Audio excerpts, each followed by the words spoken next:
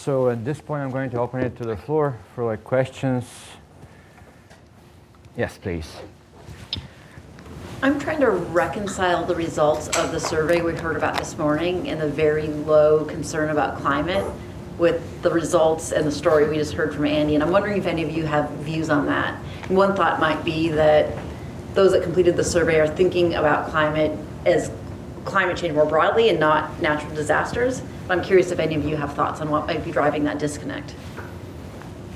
So I thought about it this morning, and I talked to somebody about this in the audience. But yeah, my thought was that people are thinking about it as a long-term trend, and so that's why they're not mentioning it in the survey. And maybe they're worried about immediate short-term concerns. That was my thought, but I don't know ultimately. So if anybody has a thought about this, please. I had the same thought. I was going to ask one of the individuals who runs the questions on the survey. Maybe it would be possible to put in a question something like, what's the largest risk that you face today? Looking forward in 10 years' time, what do you anticipate might be the largest risk? Something like that, to see if we could get any perspective on these type of shorter, more immediate risks, but perhaps like a longer horizon.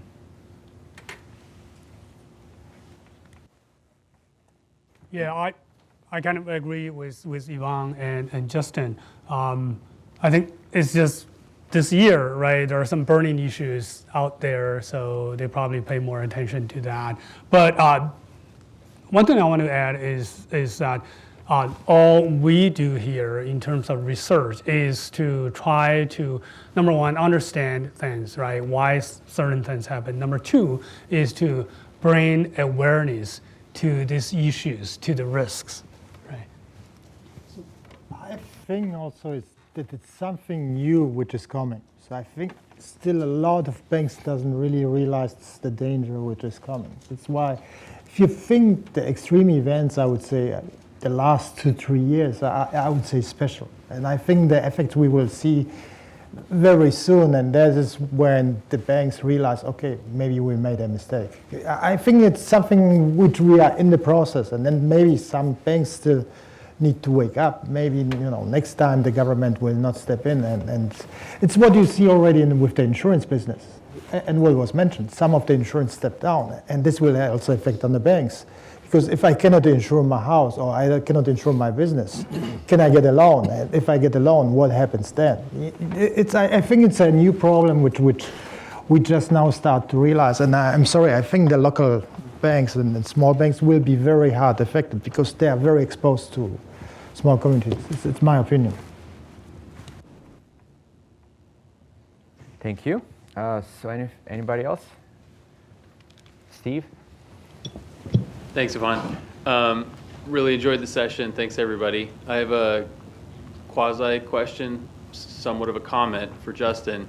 Yvonne gave you a hard time about the instrument and these interstate deregulation indicators that Phil Strawn and others have used, and I want to help resurrect it for you. And I'm going to do so in a somewhat self-serving way. Just for full disclosure.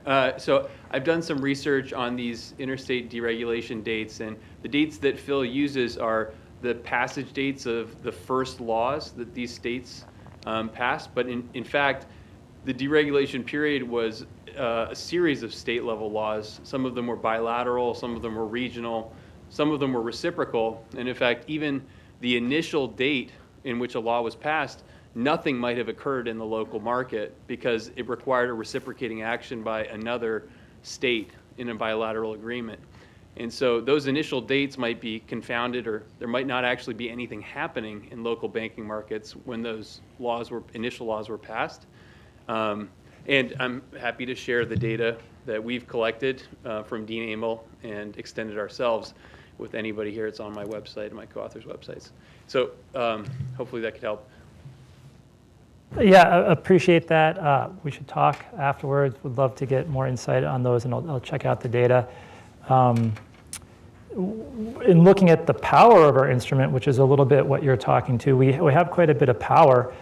Clearly, the deregulation seems to be changing these kind of proxies for the local banking industry in the different counties, in my view.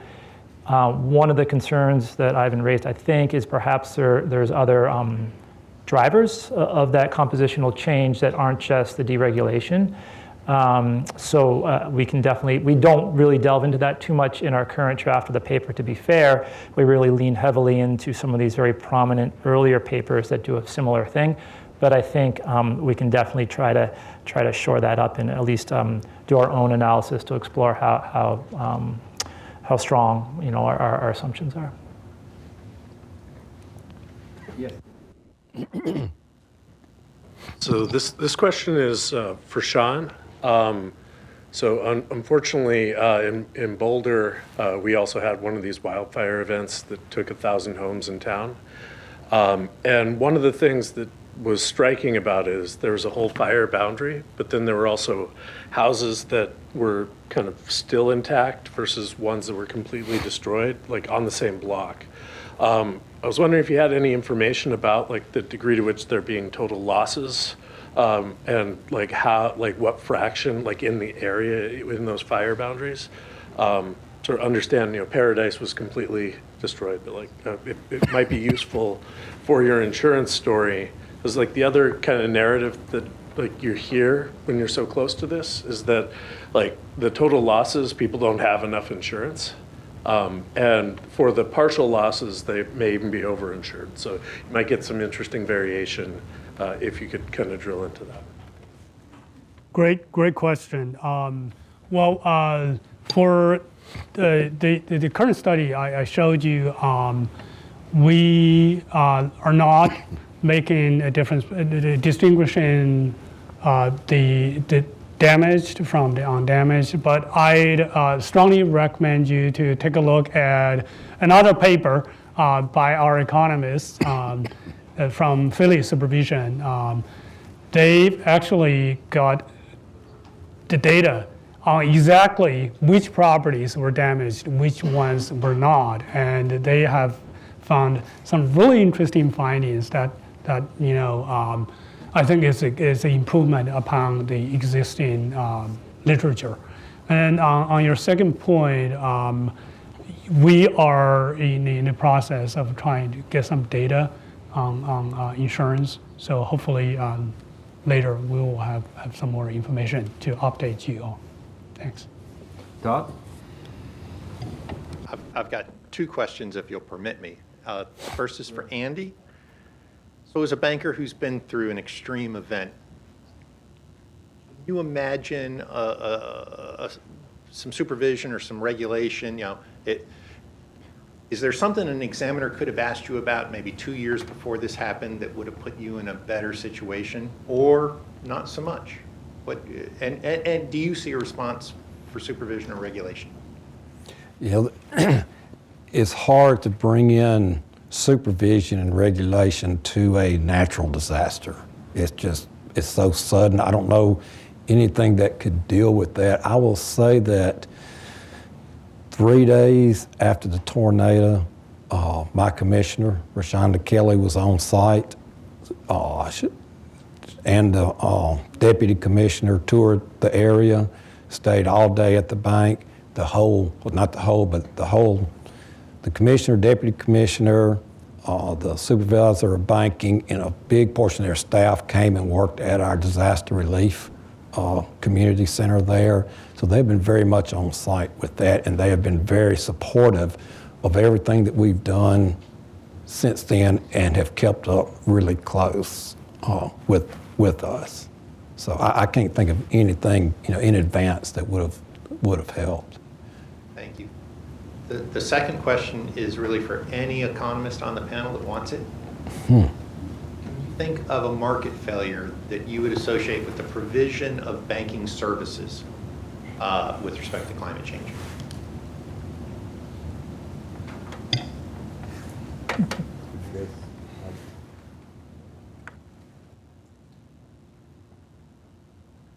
Well, my intuition is there are a lot of frictions, right? So for example, regarding information, even talking about climate risk, right? Do households realize the kind of risks they face, right? And then on bank side, do they have a good assessment of the risk their loans are exposed to? In that regard, there could be failures or frictions over there. But I will let others chime in. So on one side, I would say that the banks already price I would say the disaster risks. But what I start to be a little bit worried if they price fast enough, if we see how fast climate changes go, and it's much more unexpected than even going back. It's coming one disaster after another. So maybe it's once again, but it's very hard how to price it when it's unexpected. This is, I think it's a big problem. And I think, once again, I think we realize that we need to prepare for more unexpected, I would say, risk, and then it comes probably more capital is needed. I don't know even how to address it. It's very hard to assume the losses and in which direction it goes. Thank you. So I think we had one more here, and after that we'll be out of time. Real quickly, because the gentleman down here, for the most part, asked my question, but I can't help, Mr. Anderson, as a community banker, tell you that our hearts go out to you, what you've done. I can't imagine what that was like in your community.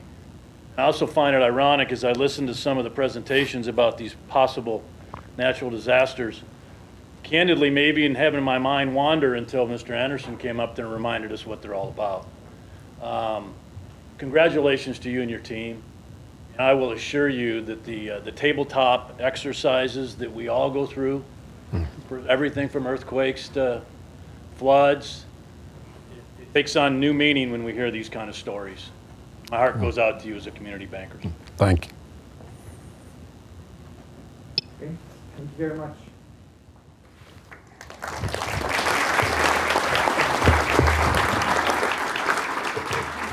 Great again. Thanks again to Yvonne, Sean, Justin, Oscar, and to Andy. Andy, particular thank you to you. Obviously, that's still a very fresh memory for you and your community, and certainly appreciate both your candor and your willingness to share that with us today and really help us contextualize not just these papers, but really the value of a community bank and communities, particularly in these situations. So again, thanks to this whole panel and thanks to all of you for your questions.